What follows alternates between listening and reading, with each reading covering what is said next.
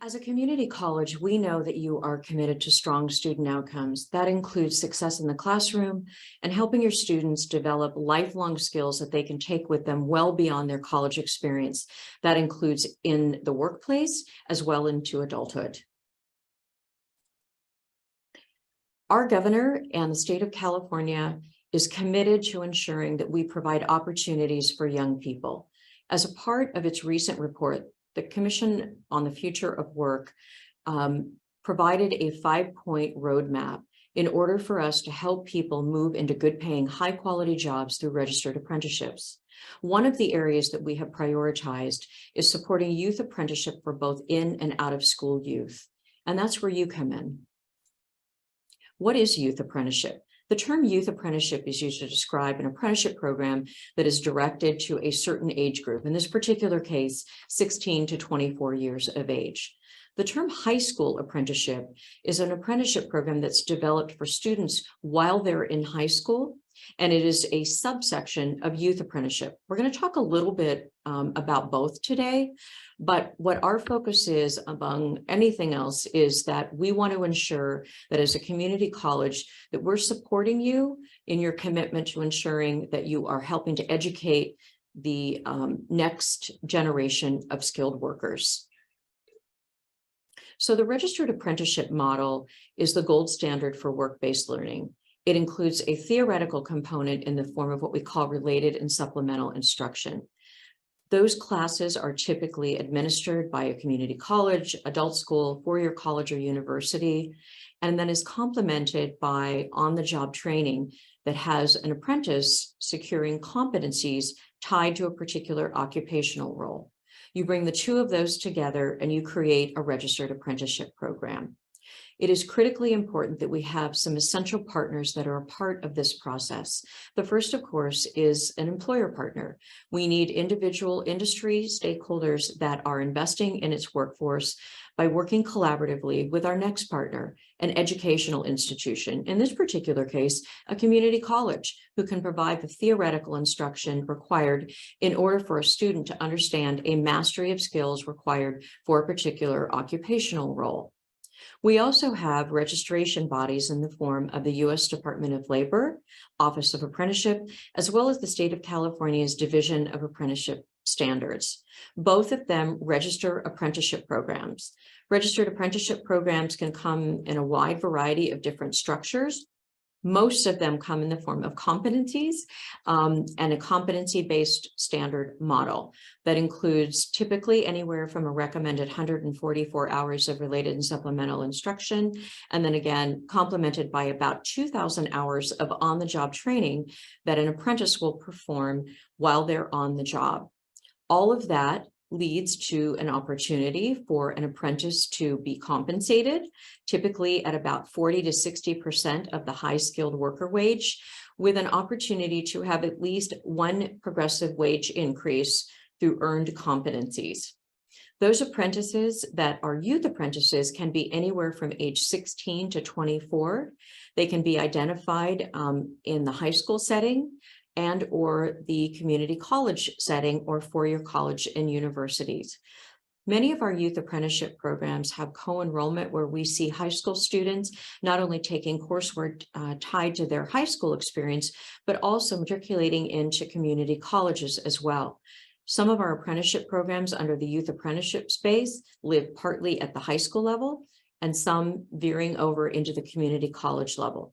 The important takeaway from all of this is identifying young people and opportunities and giving them an opportunity to move into the career of their dreams. This gives them a leg up. Community-based organizations are also an integral part of the registered apprenticeship construct. They will help us identify oftentimes many populations that have been left behind. There are communities throughout our state that have historically not had access to these registered apprenticeship programs, and they include young people, whether it's people with disabilities, veterans, those folks that are from underserved populations and women, minorities, neurodiverse communities, to name a few, and they often will collaborate with our registered apprenticeship program sponsors. Intermediaries can help support that infrastructure. Often they are regional or sectoral, so they have a particular specialty like in IT or healthcare. They also can be regionally based, where they are really helping to support and uplift the priorities of a particular community, which has employer partners and academic institutions that live within those communities.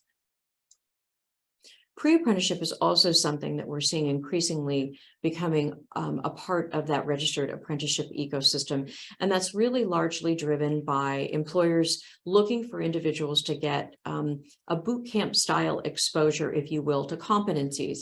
This creates and instills a confidence in not just employer partners, but other stakeholders, that individuals who will then move into registered apprenticeship programs have a little bit of a sampling of what those competencies might look like.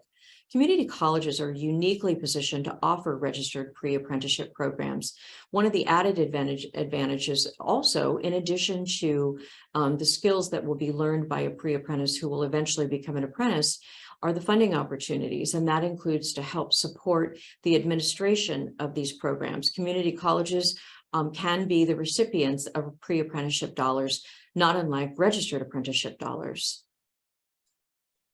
So you may be asking yourself, we are a community college, we have a strong internship program. Why do we need to consider high school or youth apprenticeship? On this slide are a few examples of what sets apart a registered apprenticeship program from an internship. We like to think of it as an internship allows for a student to kind of dip their toe in the water, whereas a registered apprenticeship program allows them to dive first into a pool of opportunity. And that includes opportunities to lead into a career pathway of their dreams. Most internships typically expose individuals to an abbreviated subset of skills, whereas a high school or youth apprenticeship actually cultivates a skilled talent pipeline for not only academic institutions who are partnering with industry, but those industries partners themselves. The length of the time also sets a registered apprenticeship program apart from an internship. On average, our registered apprenticeship programs are anywhere from 6 months to upwards of 3 years, depending upon the occupational role, whereas an internship is abbreviated in nature. It really allows for a student to say, this is who I am, versus an internship, which allows for an employer to say, this is who we are. Compensation is also a critical piece. There are lots of students who really covet moving into these types of internship programs, but because the vast majority of those internships are either unpaid or not compensated at anything other than minimum wage, they can't afford to move into these internships. This is where registered apprenticeship program can really bring very specific relief to that murky issue.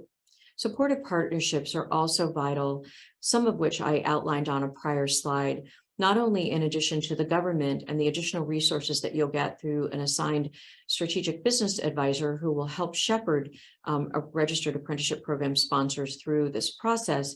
You're also going to get other supportive partnerships. That includes workforce partners, industry partners, intermediaries, NGOs, CBOs, philanthropic organizations, all of which are a part of that ecosystem that helps support that robust model.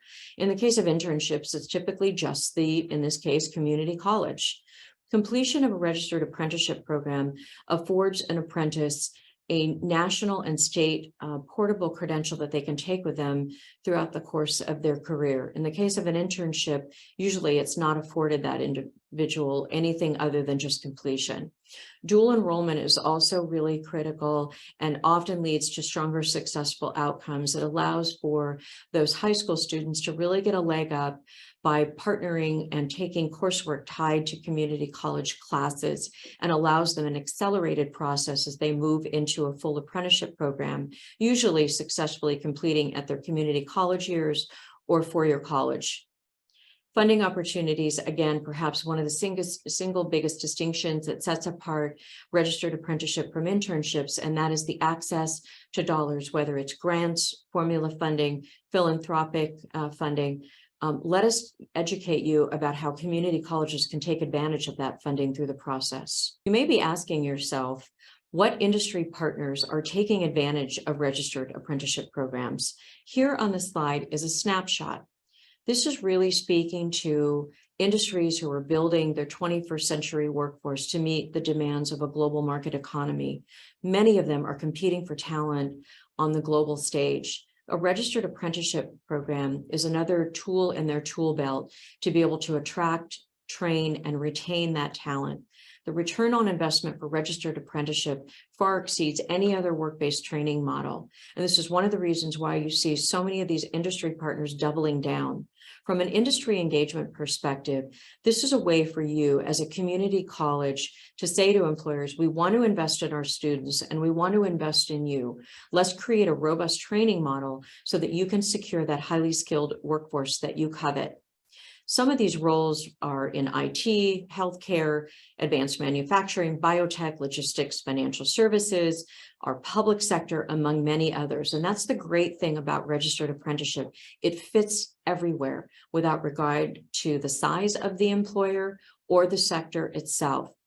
It is critically important that these industry partners feel supported by their academic partners and other stakeholders in their communities. This is one way to strengthen that alliance with your industry partners. Youth apprenticeship benefits have a far-reaching application, not just for the students / future apprentice, but also for your academic institution itself. As enrollment continues to fluctuate, and we have young people really seeking more in terms of potential and outcomes for themselves, they are looking for academic institutions, employers, governmental entities, and other entities in that ecosystem to really offer them viable opportunities into good paying, high quality, middle-class jobs for the future. This is one of those ways where, as a community college, you can say, we're investing in you. Take a look at our academic institution. So as they're looking to determine where they want to go to school, you can advertise that you have a registered apprenticeship program with a direct linkage to industry partners. The opportunity for them to earn while they learn is huge, and that's offered through a registered apprenticeship program. I mentioned previously they have access to regular pay increases. They also, again, are developing those lifelong skills that are so vital to their long-term success. The competitive wages, again, really set registered apprenticeship apart from internships, for example. Those credentials that they can take with them throughout the course of their academic experience and beyond. And then again, the potential college credits that are tied to registered apprenticeship programs that oftentimes culminate in the completion of a high school diploma, an associate's or bachelor's degree, and beyond. I want to thank you for the time that you've allowed for me to speak with you about registered apprenticeship.